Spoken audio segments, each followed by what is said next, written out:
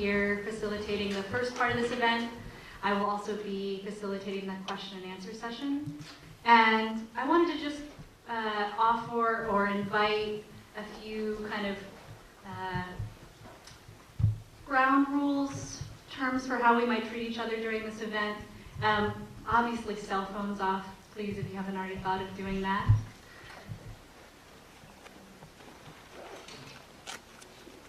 The other thing I wanted us to think about is that there may very well be, well, there's at least a few people in the audience that I know of, and there may be more, who've been directly affected by the racist criminal justice system.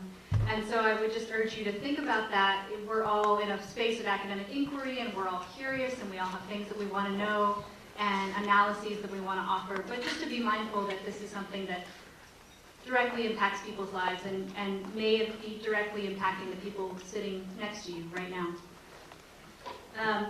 Electronic media, y'all are awesome. You may notice that they are recording this event. Thank you. I want to ask everybody respectfully to refrain from recording yourself, just out of respect for our guests who are here. It's not a rule, it's a request. But the main thing that I would like to ask people to absolutely refrain from is flash photography. Obviously, it's disruptive, it's blinding. One thing that I will also be asking you to think about during the question and answer session is there's a lot of us in the room. We have a lot of voices who want to be heard, so I will try to move us along if anybody is tempted to get into monologue mode. And finally, there is a member of the press here, I believe, and I want you to just sort of remind everybody that nobody is required to answer any questions. So you will not fail this class if you don't answer questions during this event. So I think that's all that I wanted to say about that. I have a few announcements before we move to the main presentation, mostly thanks, but also there's some important and exciting events that are deeply in this same theme, supporting the same kind of solidarity work that we're highlighting tonight. So I wanted to start by giving Recital Love, who is one of my personal heroes, and some folks from For Racial Justice a chance to talk a little bit about the upcoming Day of Absence, Day of Presence events.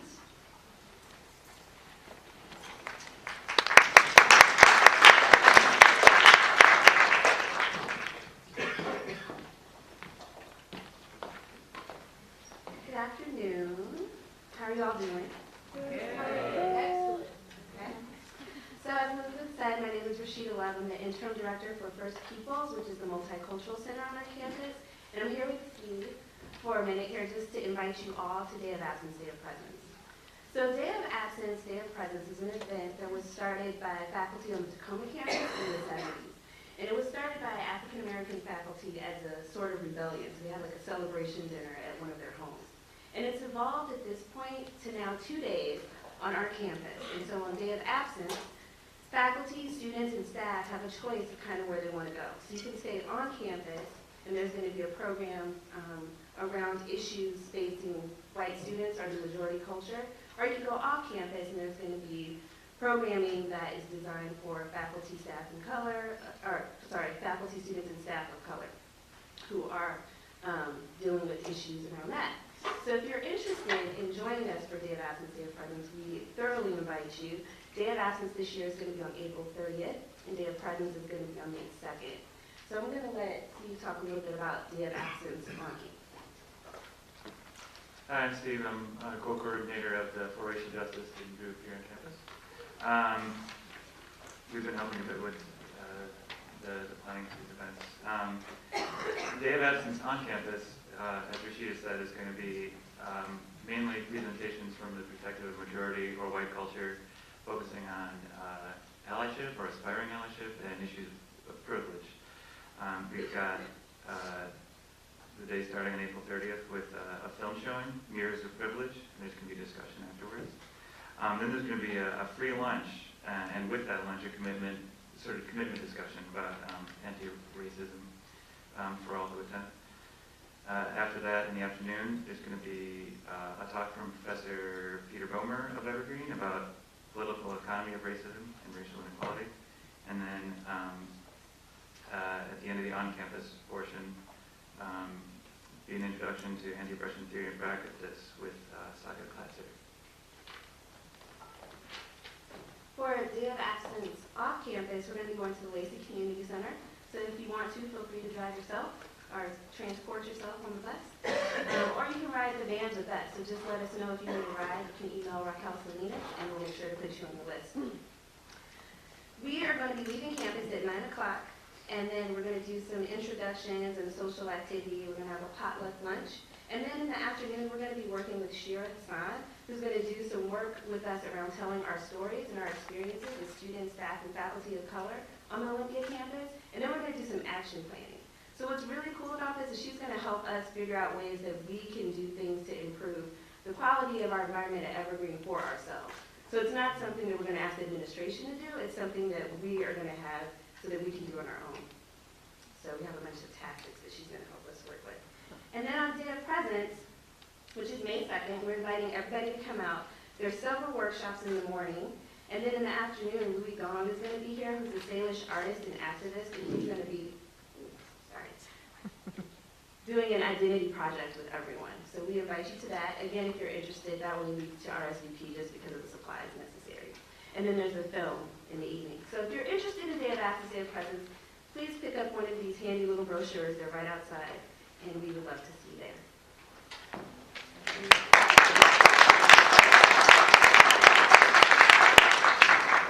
In addition to all the important work they're doing planning these events, First Peoples and For Racial Justice also co-sponsored this event, so thank you. I also want to invite Brad Collins to come up here and talk about Rethinking Prisons Month. It's just getting started as we speak.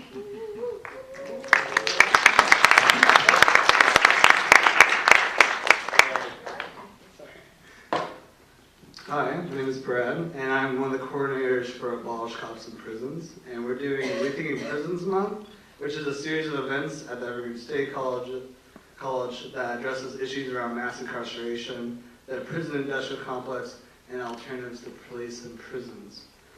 So far, we've had a panel about immigration incarceration, and last night, Robert King, former Black Panther, spoke last night.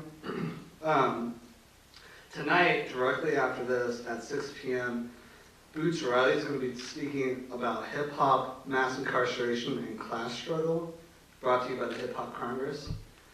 Tomorrow, there's going to be a talk by Christian Williams, author of Our Enemies in Blue, about policing and counterinsurgency. And then this Friday, April 11th, Greg Lewis, a martial arts instructor, is going to be doing a course called Radical Self-Defense. And that event is only for students. For the whole list of events this month, we have a lot more coming up. I'm not going to name them all.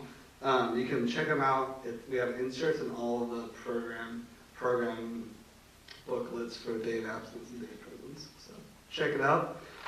And I was also asked to pass this donation tin around. It's for Olympia Books to Prisoners. So if you feel like doing a donation, it'll help send books to prisoners who've asked for dictionaries, books about like math and so on. So, yeah.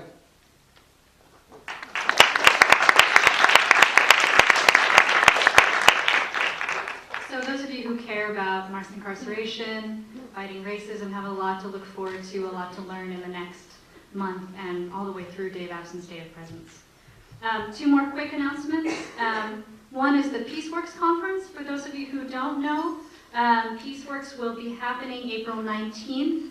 The conference will be here. Pre-registration is required just because these hardworking folks who are organizing it need to figure out how many meals to buy and things like that.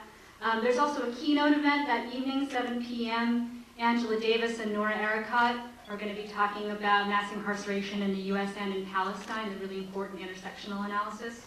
That's at 7 p.m. at the Washington Center, and standalone tickets for that event are available at the door if you can't pre-register. And finally, some of our other amazing sponsors, the Olympia Fellowship for Reconciliation and the Washington Coalition to Abolish the Death Penalty, people who have been doing incredible community work for many years. And we, as many of you know, there is currently a moratorium on the death penalty in Washington State. One tiny step in the right direction.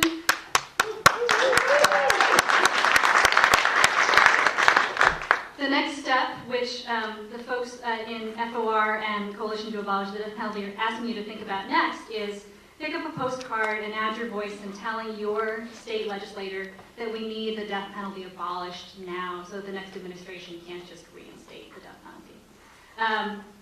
I think that's all I need to say about that. Those folks do have a table outside. If you didn't catch them on the way in, please catch them on the way out.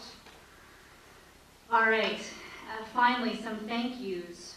You may have seen as you were coming in a long list of people who were nice enough to scrape together some cash and some other kinds of support for us. I'm not going to read them all.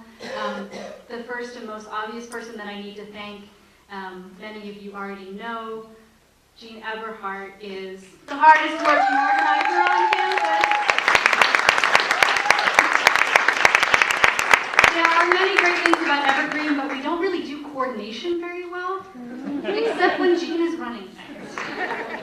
So if you can, plan events with Jean. President's Diversity Fund also was very generous in giving us money to bring our presenters here. And I want to give a super big thanks to Shannon Stewart and Matt and the comm building staff. This is their first event in the newly recurtained recital hall, and they were nice enough to let us in, so thank you all. And also, thanks again to electronic media. Super huge props to y'all. So finally, just a quick note about me and why I'm up here. I'm not quite sure why I'm up here, except that I try to do everything Jean tells me to do. But I think one reason that I'm up here is that I am currently serving as the faculty member for Gateways for Incarcerated Youth, which is a program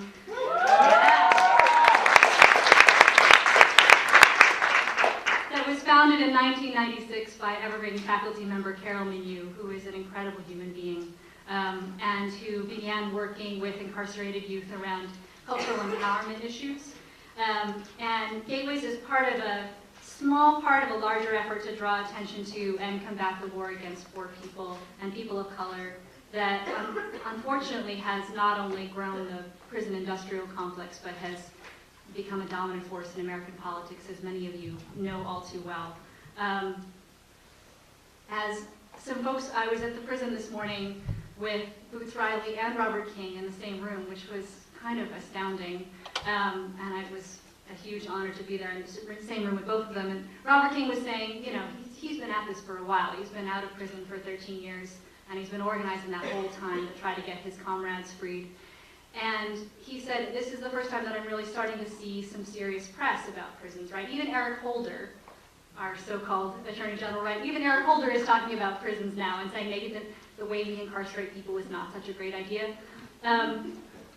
He said, this over-reliance on incarceration is not just financially unsustainable, it comes with human and moral costs that are impossible to calculate. Yeah. And this is not a radical organizer, right? This is somebody in the establishment. But the work of achieving justice for thousands of people who are unfairly incarcerated and executed every year is far from over, which is why we're all here to give support and to learn from our incredible guests. One other way you can support them that I think Jen will talk about after the event is by buying the book. And we'll talk about that a little bit more at the end of the presentation. And I think that the authors may be willing to sign books for you as well. So let me just read some quick bios and turn the microphone over. Kimberly LaShawn Davis is the sister of Troy Anthony Davis and Martina Davis Correa. Kimberly has spoken powerfully about her brother Troy's case and about the need to abolish the death penalty all over the United States, including in Georgia, California, Connecticut, and at Georgetown University in DC, in Philadelphia, the Equal Justice USA, and for Mothers Against Violence, and at North Carolina Central University.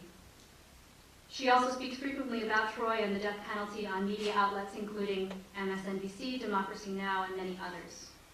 Kimberly collaborated closely with Jen Marlowe and Haymarket Books on the publication of I Am Troy Davis, which is the book I was just referring to. Jen Marlowe is a human rights activist and award-winning author and filmmaker. She is the author of The Hour of Sunlight, One Palestinian's Journey from Prisoner to Peacemaker, and Darfur Diaries, Stories of Survival. Her documentary films include One Family in Gaza, Rebuilding Hope, Sudan's Lost Boys Return Home, and Darfur Diaries. And her plays include There is a Field. She is currently working on a film about the pro-democracy uprising in Bahrain. She's the founder of Donkey Saddle Projects.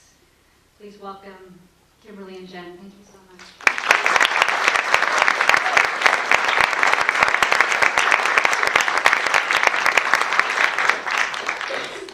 It's really wonderful to be here. It's always really wonderful to be here at Evergreen. And you just heard mention of a play that I wrote, There is a Field. Actually, last time I was here was in this room where we did a staged reading of There is a Field about 3 years ago, I think.